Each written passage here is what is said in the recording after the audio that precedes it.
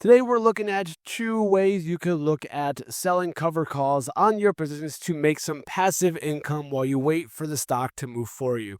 What is up, YouTube, and welcome back to another Fridge Financials video. Today we are focusing on selling cover calls to collect a little bit of passive income as we hope for the best. And we're going to do it in two different ways. One of them is going to be an earnings play, and the other one is going to be a little bit of a longer term goal that we're looking at here. So if you are excited for today's video, make sure you like the video, subscribe to the channel, and as always, turn on those bell notifications for all future uploads. As you will see on my screen here, we are looking at Pinterest, and I got assigned 100 shares of Pinterest at market close on Friday. It is Tuesday, and the market is about to close again, and Pinterest has had a little bit of some volatility, as you'll see. Nice push up to the very beginning at the beginning of the day, pulls all them back down, and now we're back up to being up, about 1%, a little under 1% on the day. And if you're looking at selling some cover calls here, here's what I'd be looking to do. I like the Webull chart first, in terms of allowing me to be able to see the options chain in a much better perspective, okay? By that I mean, if you go to the options chain right here, you can look and see all the different days you can pick. So for example, I want to go 30 days out here. I like to go 30 days out for expiration. You would go to the 30-day, 31-day, and we're looking for some call options here. Now, this is not where I'm going to buy the actual or sell the contract here because I have it on Robinhood, but it allows me to analyze all the data that we're looking for. For example, I'm looking at maybe a $17 call option here, and as you will see, it's about $40-something. There's a lot of good open interest here. The delta is pretty good, so this gives me a very good indication to see where the volume is, where a lot of people are buying options, and what I'm able to do to then sell for some passive income here. So that's going to be the strike price I'm looking at for my Pinterest option here. Now, what is this going to allow me to do? This allows me to essentially give away my shares. I got assigned at $16. I can sell them at $17, which would be a $1 per share or $100 profit there, plus the $40-something we'll get from this trade here, plus the other 30. It gives us about $170-ish if we were having to exercise our shares at $17, which is very nice. Making over $170, you're looking at a little over a 10% ROI. So what we're going to do is we're going to jump right into the brokerage account. We are up 1.29% on the day, which I'm really happy with. We go over to Pinterest, and as you will see, we have our position that we have been assigned. Our average cost basis is $15.67. It's very close. It had a big run up at the beginning of the day, and I didn't even realize this. Then it had a big pullback, and now it's kind of going up in the upward direction, looks like, which to me makes me very happy. So again, if I sell them at $17, I'm still selling above my average price, and I'm going to collect some passive income as we go. So how is this going to look? You're going to go to trade options here. And again, selling these cover calls here, you need 100 shares in order to make it happen. We're going to go to the March 20th. And again, as we said, we're looking at the $17 option here. So you're going to hit sell call option here. Again, the delta is pretty good. The bid ask is pretty okay here. And the open interest, as you see, is kind of really updated here. We're going to go ahead and hit continue. Now, I don't know what will get filled at. I might go 0.42 just to get a little bit of a quicker fill here before it moves. And, well, maybe not. Hang on. Looks like the Pinterest is trying to push up a little bit into the open. Or into the close here. So I should do 43 here. And let's see if we are going to get filled here. 0.43. Come on, really? You're not going to do it? You're not going to, don't do me like that, dude. Pinterest, I was just talking about how amazing this was here. Don't be doing that to me. Okay, well, it looks like we maybe have to let's do a replacement fill here. We'll do 0.42 and get filled at it. I mean, honestly, I'm fine with that still anyways. So we'll do 42. And there we go. Oh, we got filled at, what did we get filled at? I don't even know. We got filled at, I got my notification. Let me see here. Let me get my phone out really quick. I think we got filled at a decent, did we get filled at 43? I don't even know. This is live trading you guys are looking at right here. Let's take a look and see what we got filled at as we had to close that out. We got filled at 43. That's amazing. Okay, that's what I thought. So we actually did get filled at 43, which is absolutely amazing. That's really good. So $43 in passive income we just get. And if Pinterest goes to $17, boom, we solve our shares, make $100 there. plus the premiums get paid out, which is absolutely amazing. So that's a really, really good way to collect $43 on one trade. $43 on 1,600. You're looking at, a little over 2% ROI in a month, which is not too bad, plus the share appreciation.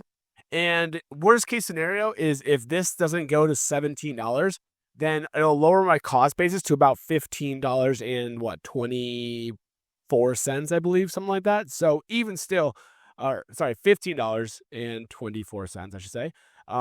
If I didn't already say that. So it brings our average cost basis down, which is very, very nice. The other trade we are looking at right now is doing a poor man's cover call, also playing it into earnings. So right now we're looking at trading KVUE here. Now these KVUE options aren't moving much. Why? There's not a lot of IV. Why is there not a lot of IV, Fridge? Well, because there was this, they're buying out, they're getting bought out, they're merging with Kimberly-Clark. So you got no implied volatility going on whatsoever. If the deal starts to falter and it gets negotiated, and it falls back, then you might see some IV pick back up into this position as we go. But I'm still going to be able to sell some cover call. As you can see here, I bought these way back before the merger even happened here. But you can still sell some cover calls in the short term. Now, KVUE also has earnings coming out after hours today. So if I go back into my Webull, because Webull gives me a better snapshot of what we're looking for here, I've been bouncing around a little bit here. I looked at the I was looking right around here at the March 13th, so about 24 days out. I was looking at the 1950 call option here. It'll give me a little over $20 per contract, which is very, very good. There's a little bit of open interest, which is great, so hopefully it'll get filled at a good spot there. The delta's pretty okay, but why 1950 and not the $19 one? Well, 1950 because my break even is 1940. Right. So if it does go to 1950 after earnings today, great. We can then have, hopefully these LEAP options will have a little bit more value to them. We'll kind of wait and see. But what my goal is to use these kind of poor man's cover calls to pay down this cost basis. And the good thing is that the merger they're talking about right now for KVUE, with the merger with Kimberly-Clark, they're looking at paying out $19 per share. So that's not until the back half of 2026. So if I could basically pay off some options, I think I'm already up on this position overall because of the other cover calls, which we can look at in just a minute.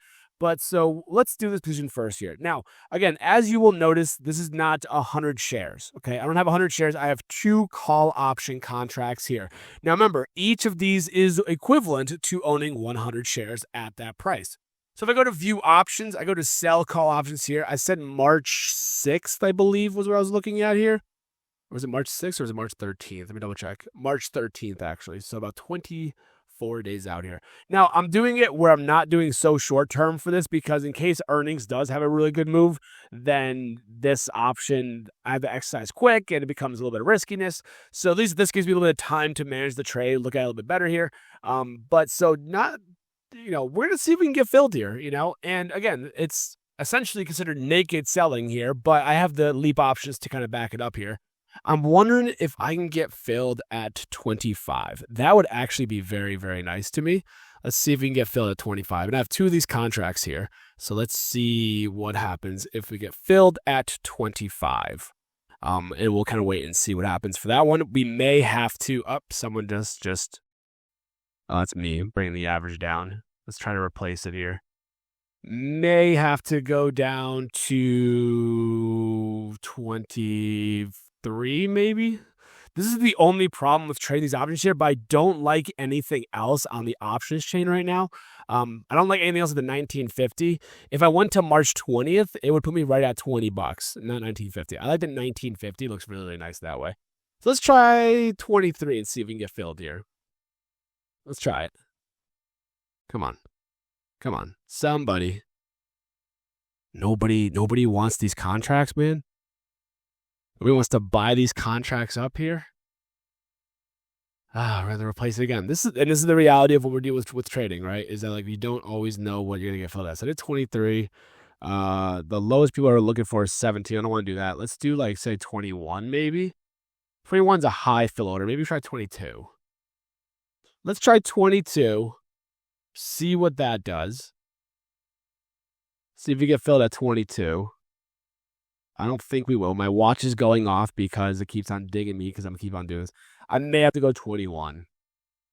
Oh, that's annoying. But, this is the reality of obviously trading here, is that you kind of have to go, it is what it is for this aspect here. Is the March 20th ones, the $20 ones, are these actually, oh, I might as well just, at this point, I might as well just get, I'm going to get rid of this. I might as well just go to the $20 one here and just get the same amount of premium, but also an extra dollar in premium. What am I doing here? Come on, fridge. Look at that. All right, so we'll sell those. We'll do 2 of these here. Now we're gonna get filled at $19, but again, it gives me an extra $50 in upside potential because I wouldn't instead of going from $19.50, I went to the $20 one. So I'll get $38 here. Not too bad. Not too bad. And if it goes to $20, great. There we go. So $38 we just made in premiums there. So we had 38 plus the 43 gives us a little bit over $81 here just for selling options, not even buying anything in this case, which is absolutely amazing. Now let's take a look back at KenView here, and we could do the math actually and break down what we're looking for here. So let's take a look at the options chain, or at the trades we've done here so far. So as you will see, we've been selling options, buying options, selling options, buying options, all that kind of good stuff there. So let's take a look. Let's do some math. I don't have the calculator on. I don't feel like pulling it up on the computer. I'm going to pull up my phone here. So we spent $470 on our first trade. We then sold a call option for $50. We then bought it back for $19. We then bought another one for $410. We dollar cost averaged ourselves down, which is great. We then sold for $100. We then bought it back for $20. We then sold for $72. We then bought it back for $4. That's a great trade right there. We then sold one for $60. I think that one expired worthless if I was to guess. It looks like it did. And then we just sold another one for $38. Okay, so that's really, really awesome. So we're down $603.